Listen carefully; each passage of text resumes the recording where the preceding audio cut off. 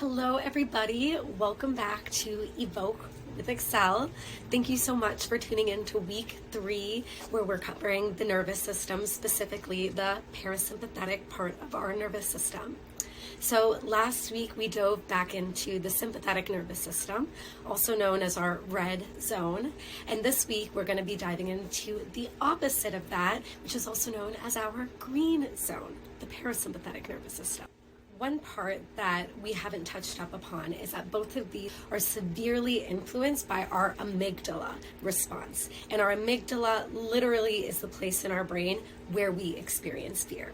So as you can probably tell, the sympathetic nervous system, often we end up in that state when we are experiencing some sort of stress or fear response. But in the parasympathetic nervous system, we are feeling a state of rest. We're feeling a state of belonging. We're feeling a sense of peace and safety.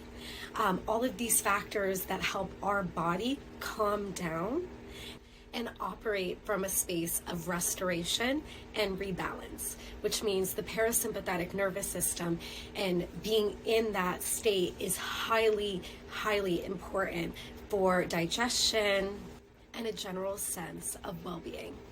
Now, relating this back to trauma, this means that lifestyle becomes incredibly important for individuals with PTSD.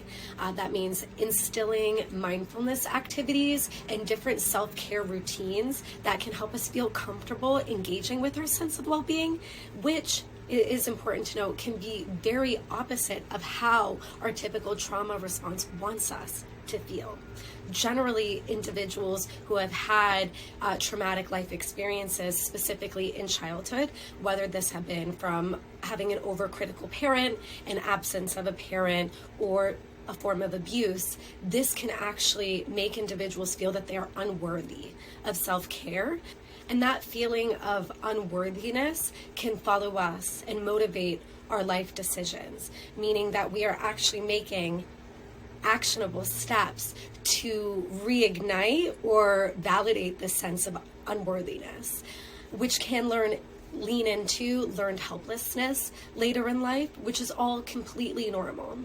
But with that being said, once we start to recognize these self-limiting beliefs of unworthiness, we can start incorporating those lifestyle components that can help us alter, transform, rearrange, reorganize, however you want to look at it, our lives. Now, some of the same activities that help us tap out of the sympathetic nervous system and into the parasympathetic nervous system can also help us sustain our engagement in this parasympathetic state.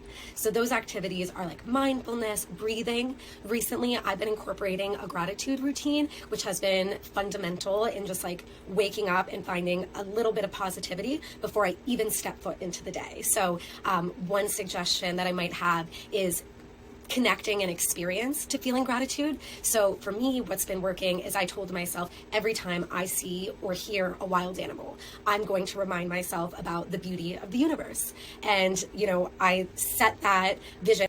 And that same day, I actually had the extreme honor of witnessing 2 hawks on 2 separate occasions. So you can think of something that is a coincidence in your life that can help you ground and experience gratitude. And that might be something that you can incorporate into your self-care strategies to help you feel more comfortable engaging consistently with that parasympathetic calm state.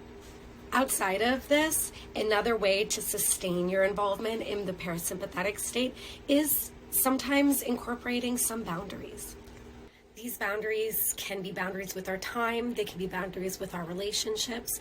Either way, they are attempts to decrease our stress by having an environment that promotes our sense of well-being and our sense of worthiness. That might mean that we need to cut off some relationships that feel like they're constantly introducing a level of toxicity into our lives.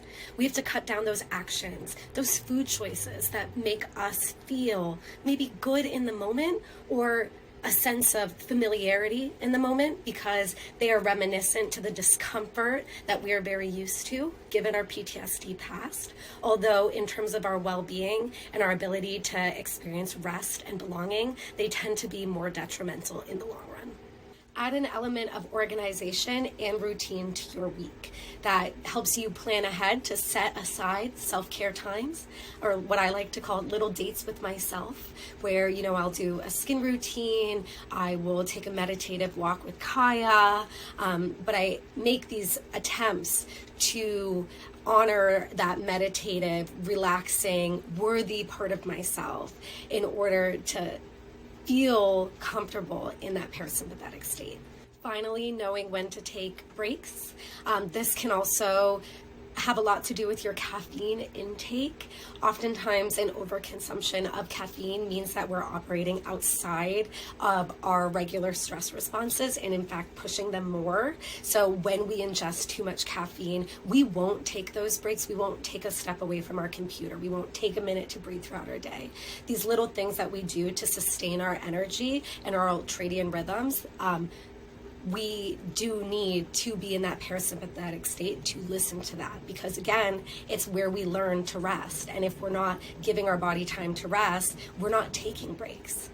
We're not delegating tasks. And ultimately, we're pushing ourselves into that stress state involuntarily because the caffeine is pushing us into it.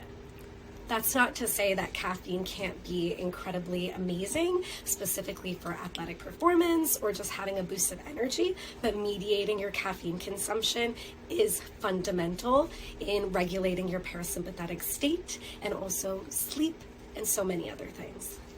With that being said, I want to thank you all for another amazing week, and I really look forward to having you all back next week to see what else is on the table. So again, follow, and this is Evoke with Excel.